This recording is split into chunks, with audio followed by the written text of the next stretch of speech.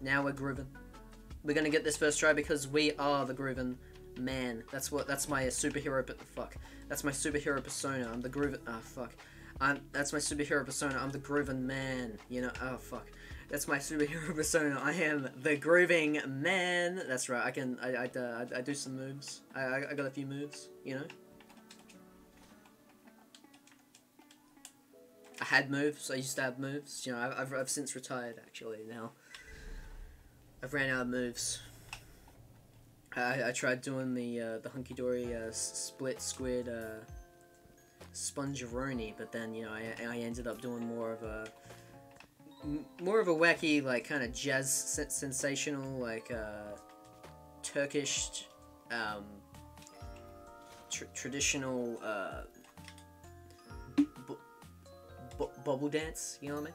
Kind of like the bobblehead, but you know, a lot more Turkish and a lot more traditional, and and you kind of you're shaking it up and down a little bit. You know bubbleheads? Yeah, that's kind of what I was doing there, and it didn't really work.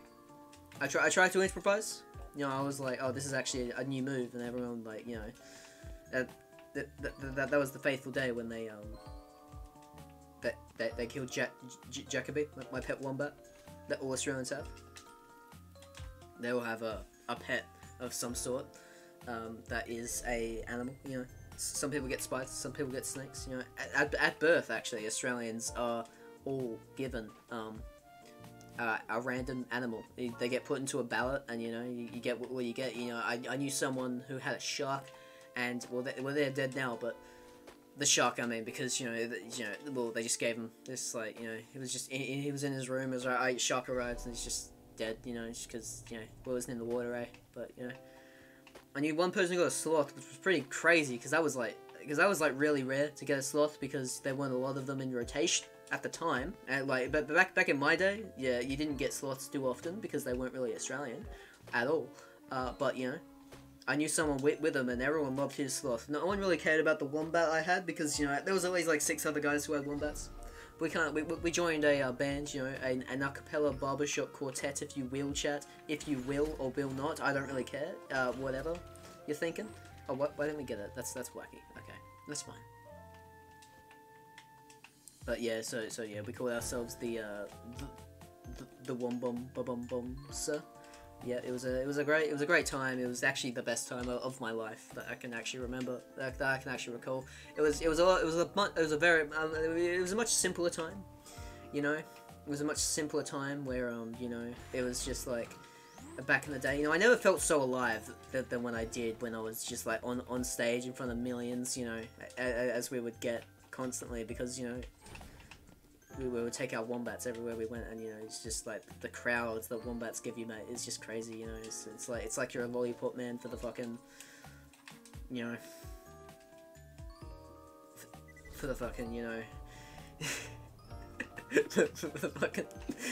for the fucking world, you know what I mean? Like, and it's just like, well, you know, after our show in the late 90s, at a Live Aid, where we ended it all, you know, we had the fireworks spectacular where Jacoby and Martin Luther himself would come up. You know, no, the wombat version, not the American rights activists.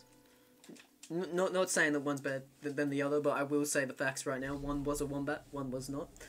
So I'm gonna go with that, you know. And yeah, so yeah, they did the triple flip Lux, and you know, actually that's when and I think that's where I can really trace as my last happy moment, because you know, after that's when all the drama with Brian Boitano started off. You know, is thought that we were trying to train our wombats to be a better figure skater than he was. You know, like golden medalist. Like, you know, he's kind of figuring out that maybe like this isn't good. I don't want to be like shown off in the next Olympic Games by, like, you know, just fucking thing. Even though he was actually He was actually figure skater in the 50s, not in the 90s, so I don't know why he was so mad in actual retrospect, you know, in hindsight. But, you know, I mean, I was a big fan of Boitano's work for quite a while, and, you know, I just, like, it was actually one of my idols, right next to Mr. Boney Pants guy from the Borderlands games that were releasing around that time in the 90s, but I digress. You know, I feel like I'm getting a little bit off track. Yeah, so then, yeah, but, you know, so it was kind of. It was kind of like John Mulaney as well, you know. He was there. He was always one of my he was always one of the biggest fans. You know, the quartet actually, sadly you know, we deformed after Live Aid. That may have been our biggest and most successful concert. But after that, you know, Wallace himself he just had enough. You know, he was just like all the fame, all the people. You know, he just wanted to spend some time with his pet wombat. But you know. This actually reminds me of another time, you know, actually another friend I had actually had a spider, and like, you know, we shred on it, and like, it was really funny at the time, but then, you know, he got mad, you know, he wanted revenge, so this actually brings us back to Wallace, you know, so like, we found, like, after Wallace said he wanted to quit, we actually found, Wallace, dead, with a Spider-Man t-shirt on, and we were like, oh, what the fuck? I didn't know what Wallace likes Spider-Man. This was wacky, right? And also he was dead as well, which we were all kind of not too happy about at the time. I just if I could say so, you know what I mean? And well, really. So like any good friend, what any good like barbershop quartet friend group would do, like we all immediately suspected everyone else because he wanted to leave, and we were just like, well, if you're gonna leave, there's only one way out, and that's gonna be in a fucking body bag, mate. That's how we all talked back then, because you know it was the 90s. You know, but then we're thinking like, actually, this whole controversy with Brian Boitano was probably him. So you know, we go to a police commissioner. Marcus, right, and you know he's a great guy. He's a great guy. You know, I mean, I still talk to him to this day. But yeah, then I was like, oh, actually, there was this one kid from school who liked spiders. And we stepped on his spider. You know, so and then like you know Marcus was like, actually, you know, like, probably that guy, eh? So you know, fucking, he worked it out. He did work it out. You know, he was like he was good. He was good at his job, mate. And like you know, just because he got like caught you know as the you know he got sued for you know insider trading, much like Yuji Naka, as we all know nowadays. You know, he was the first guy to ever do it. He was the first guy to ever do insider trading, which was crazy because you know I don't know how he got all these secrets, because you know he was a police commissioner and he wasn't insider trading like, you know, police secrets. He was just kind of insider trading, just general knowledge, you know, just like, well, not general knowledge because no one knew about it. But, you know, it was kind of just like, you know, the games industry was just getting up. You know, he was actually the reason why Sega was able to beat Mario, because, you know, they had all this extra thing. That was Marcus. That was Marcus himself. And, yeah.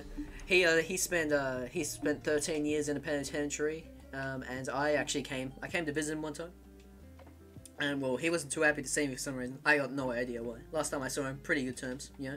And all of a sudden, you know, he's like, where the fuck's your wombat? And I'm like, oh, I traded him for a new one, eh? And it's got a fucking kangaroo now, you know, got a fucking Joey. And he just was like, what happened? What about the quartet? And I was like, oh, well, you know, after fucking Wallace was gone, you know, I was just like, well, as if we could continue the show without Wallace. You know, he was really the heart and soul of the group.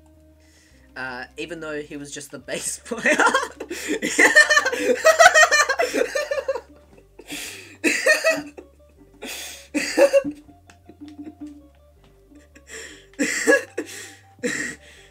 You know, we couldn't do it without him.